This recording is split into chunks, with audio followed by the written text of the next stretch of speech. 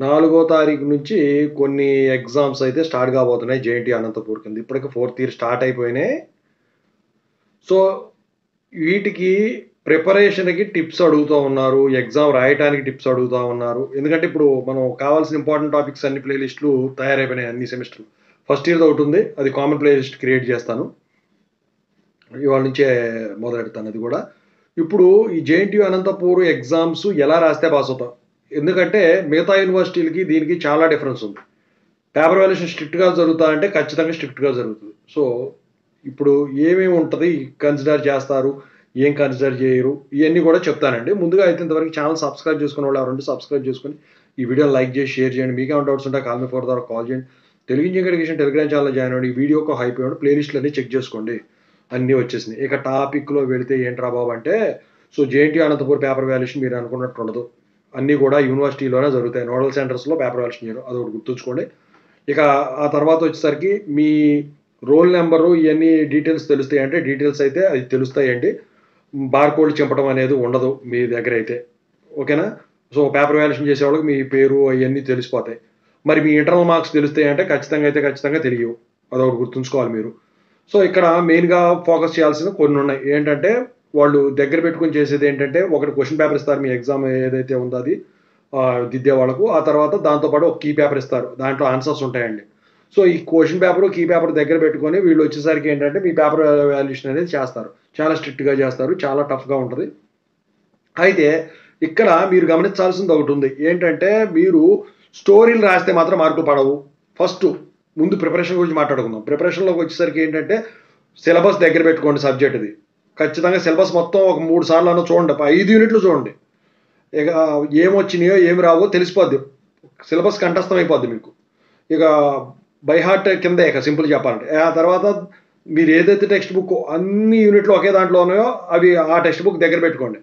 So మీకు ఈజీగా అనిపించేయి, మీకు అర్థమయ్యేయి, మీరు చేయగలిగే యూనిట్స్ ఏమున్నాయో వాటిలో ఉన్న టాపిక్స్‌ను సిలబస్‌లో టిక్ కొట్టుకోండి. సో వాటిని ముందు ప్రిపేర్ అవ్వండి. కష్టంగా ఉన్నాయేమో రౌండ్ ఆఫ్ చేసేసేయండి. సో అవి చివరిలో చదువుకోవచ్చు. మొత్తం మీద 5 యూనిట్లు మొత్తం ఈ రకంగా మొత్తం యూనిట్లు చదివేసేయండి. చదివేసిన తర్వాత మీకు టఫ్‌గా ఉన్నాయి మొత్తం చివరిలో చూసుకోండి. చూసుకున్న తర్వాత ఏంటంటే మీరు చదువుకునేటప్పుడు ఈజీగా ఏదైతే అనిపించినాయో వాటిలో ఆ టెక్స్ట్ బుక్‌లో ఇంపార్టెంట్ పాయింట్స్ ఏముంటాయో వాటిని కీవర్డ్స్‌ని అండర్‌లైన్ చేసుకోండి. ఎందుకంటే కీ పేపర్‌లో వచ్చేసరికి కీ పాయింట్స్ ఉంటాయన్నమాట. అసలైతే మొత్తం ఆన్సర్ ఇచ్చేస్తారు వాళ్ళకి. కొన్నిసార్లు ఏంటంటే కీ ఇస్తారు. కీవర్డ్స్ అవన్నీ ఇస్తాడు. సెంటెన్స్‌లన్నా ఇస్తాడండి. ఎంతో కొంత సెంటెన్స్ ఇస్తాడు ఖచ్చితంగా. ప్రాబ్లమ్స్ అయితే గనక ఆ ఫార్ములాలు, ఆ రిజల్టు, ఆన్సర్ ఇచ్చేస్తాడు. ప్రోగ్రామింగ్ అయితే స్టెప్స్ ప్రోగ్రామింగ్ మొత్తం ఇచ్చేస్తాడు. డయాగ్రామ్స్ అయితే డయాగ్రామ్ ఖచ్చితంగా మొత్తం ఉంటుంది. వాడి బాడీ పార్ట్స్ ఇండికేషన్ కూడా ఉంటుంది. సో దాని ప్రకారం మీరు కూడా ఇలాగే రాయాలి. సగం చేస్తా అంటే కుదరదు. ఓకేనా? సో మీరు వచ్చేసరికి క్వెషన్ నంబర్ వచ్చేటప్పుడు లోపల పక్క కాదండి. మార్జిన్‌లో లెఫ్ట్ సైడ్‌కి కాకుండా రైట్ సైడ్ మీరు ఇక్కడ ఇట్లా ఉంటుంది. ఇక్కడ ఇది రైట్ సైడ్ అనుకోండి. సో ఇక్కడ మీకు ఎగ్జామ్ స్టార్ట్ చేస్తారు కదా! దీని పక్కనే ఉండాలి. ఎందుకంటే బుక్‌లెట్ వాల్యుయేషన్ చేసేటప్పుడు మడత పెట్టినప్పుడు ఈ మూలకేసారనుకోండి మీరు ఈ మూలకి అది మడత పడిపోతది. అది పోయిందనుకోండి మీరేం చేయలేరు. ఓకేనా? సో అలా రాసుకోండి. అయితే ఎప్పుడు కూడా బాగా వచ్చిన క్వెషన్‌తోనే స్టార్ట్ చేయండి. ప్రాబ్లమ్‌తో ఎప్పుడు స్టార్ట్ చేయొద్దు. ప్రోగ్రామ్‌తో ఎప్పుడు స్టార్ట్ చేయొద్దు.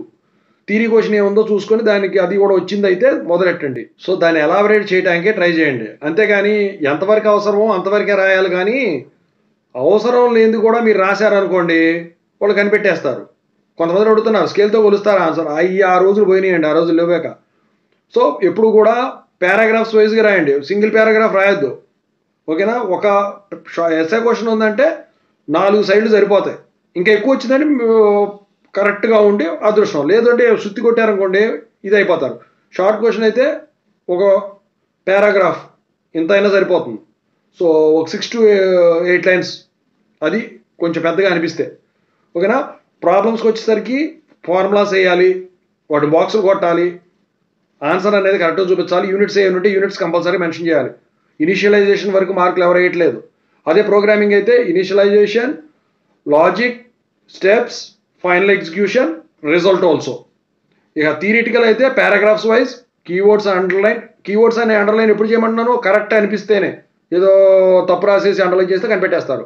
Diagrams should be indicated with body parts names.